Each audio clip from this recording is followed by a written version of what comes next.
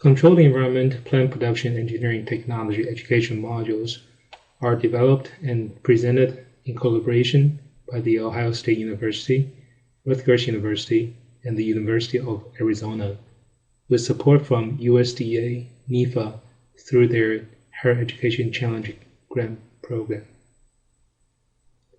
This introduction module is presented by Dr. Peter Ling, who's an associate professor of The Ohio State University.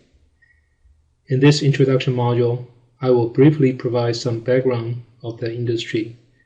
Then I will discuss the motivation behind the learning module development effort.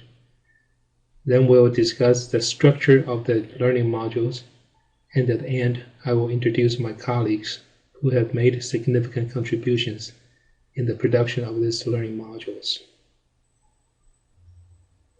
Controlled environment plant production systems regulate microclimate around plants to enhance their growth and development beyond what are possible in open field productions. To achieve this effectively and efficiently, engineering, technology, and science are integrated to provide most efficient plant production systems. Technology level varies among different commercial controlled environment plant production facilities. High tunnel systems typically provide a protective structure without active heating and cooling.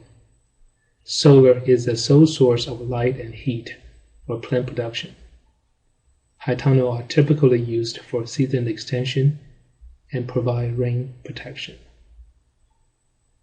Greenhouse systems are equipped with active heating and cooling equipment to maintain temperature set points. More advanced greenhouses can manipulate humidity, CO2, and light levels. Light control equipment include electric light and curtains. Plant factories use 100% artificial light and are highly automated. Some commercial plant factory examples include lettuce production plant factories in Japan and medical vaccine production facilities in US and the Netherlands. There are many potential benefits of producing plants in controlled environments. It uses less resources for the production. It uses less energy.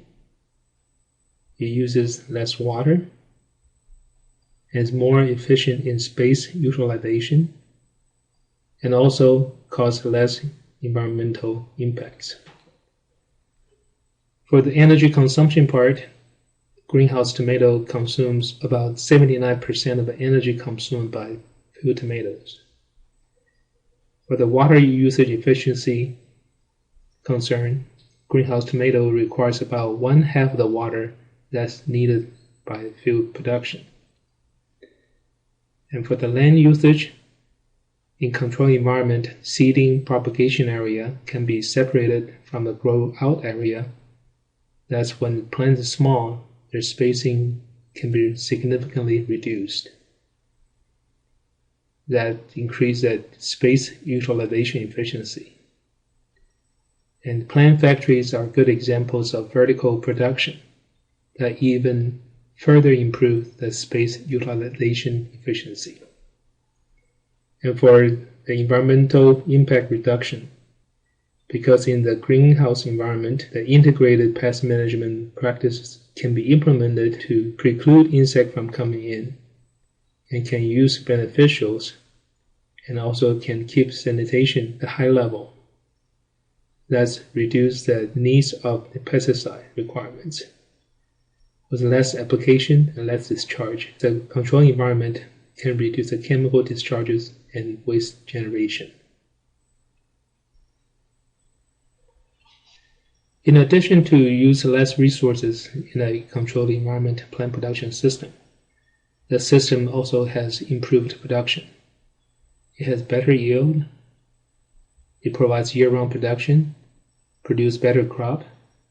It can even use marginal land that may not be suitable for open field agriculture production. For better yield, one example is that tomato yield is more than doubled compared to field production. and the crop can be produced year-round in a greenhouse, compared to one example here that is 165 days of field growing days in northern Ohio, which is only 45% of the time compared to a year-round production. And for better quality, the flowering and high control by vernalization, photoperiod temperature manipulation, and plant growth regulator that can provide crops to meet the market demand. For example, the production of poinsettias for Christmas time and Easter lily for Easter, those are good examples. Also, better quality is associated with the food safety. The vegetable production in the controlled environment is less subject to outside pathogens. Thus, it can produce higher quality food for consumer safety concerns. Then, using the controlled environment plant production system, we can even produce crop where the soil may not be suitable for plant growth. We can grow plants without local soil. Using artificial growth media or hydroponic system, we can produce plants of good quality on marginal soils. Controlled environment plant production industry is facing many challenges.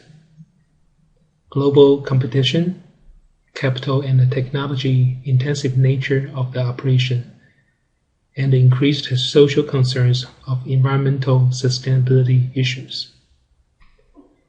In this global economy, we are competing against international supplies of greenhouse products as well as seasonal field products. In this global economy, higher demands of developing countries for energy and material have led to higher local prices. Shortage of reliable labor force, including low-cost, non-skilled labor and highly skilled growers, is common in the industry. Immigration policy affects availabilities of low-cost, non-skilled farm labor. College student recruiting for commercial plant production is challenging as the profession is perceived as dirty, hardworking, and low pay. In contrast to field production of plants, controlled environment plant production requires large capital investment, and the intensity level of the operation is continuously high for year-round production. In order to produce the best crops, grower needs to manage complex interactions among environmental variables and plant responses. The industry also needs to address environmental sustainability concerns. In particular, how we can use water more efficiently and minimize pesticide, fertilizer, and herbicide discharges into the environment. Facing the challenges, we found new technologies can be used to realize quality and yield potentials of controlled environment plant production. Using technologies, we can relieve several challenges the industry is facing. Dutch greenhouse industry is a good example. While facing strong global competitions from Spain and Africa, they have relied on new technologies to maintain their competitive edge. Access to objective technology information related to the controlled environment plant production in the United States, however, is limited and expertise is scattered across the country. Therefore, 3 universities and a private industry partner proposed to work together to develop learning modules. These modules are designed to offer horticultural engineering technology information so that horticulture students will learn engineering skills and engineering students will learn horticultural skills. With a modular design in mind, the learning material can be used independently or in groups for structured academic programs or for continuous education settings for practicing growers. Our intention is to foster a better understanding and better usage of available technologies for efficient production of high-quality, high-yield greenhouse crops. We have developed learning materials under a broad range of subject areas, and there are a number of modules under each subject area. For example, under the introduction subject, we have developed 4 learning modules that include a worldwide perspective of controlled environment plant production, a floriculture greenhouse overview, a vegetable greenhouse overview, and the module you are watching at this time. The other subject areas we have developed learning modules are physics for greenhouse engineering, environmental factors and the effects on plant growth, sample crop production systems and techniques, greenhouse components and system design, sensor and instrumentation, automation and mechanization, greenhouse operation, economics, and greenhouse issues and future technology. As we just mentioned, there are multiple modules under each of the 10 subject areas. Here is another example. Under the subject area of environmental factors and effects on plant growth, there are 5 modules. The 5 modules are light intensity and quality, energy balance, CO2 and gas diffusion, air circulation and boundary layer, and water vapor and vapor pressure deficit. Modules can be used as independent educational units or as components of a course. The modules are designed so that they can be used for both in-class and online learning environments. Each of the modules includes a vocabulary sheet, a presentation, and worksheets. To use the modules, we will recommend a viewer first preview module relevant vocabulary. Then view the narrated PowerPoint presentations, and finally complete practice worksheets and review solution key. The team members of this project include Dr. A.J. Both, who is an agriculture engineer of the Rutgers University.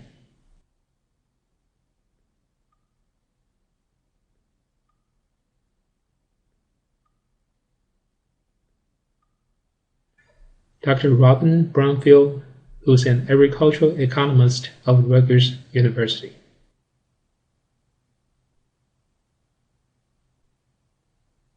Dr. Emily Buck, who is an agricultural communications specialist of The Ohio State University.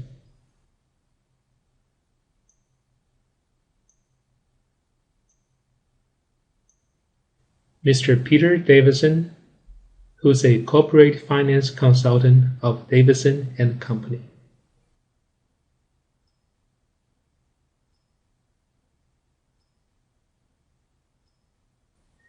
Dr. Jane Giacomelli, who is a horticulture engineer of the University of Arizona.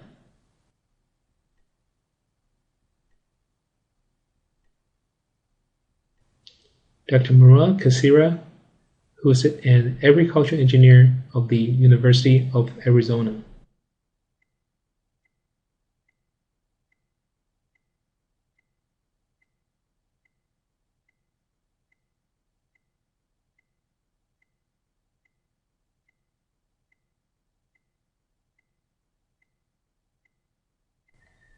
Dr. Cherry Kubota, who is a controlled environment plant physiologist of the University of Arizona.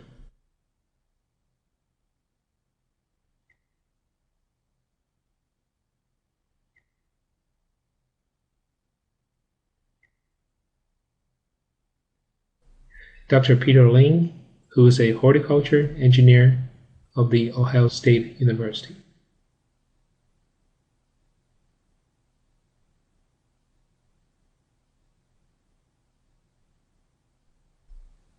And Dr. Margaret McMahon, who is a plant scientist of the Ohio State University.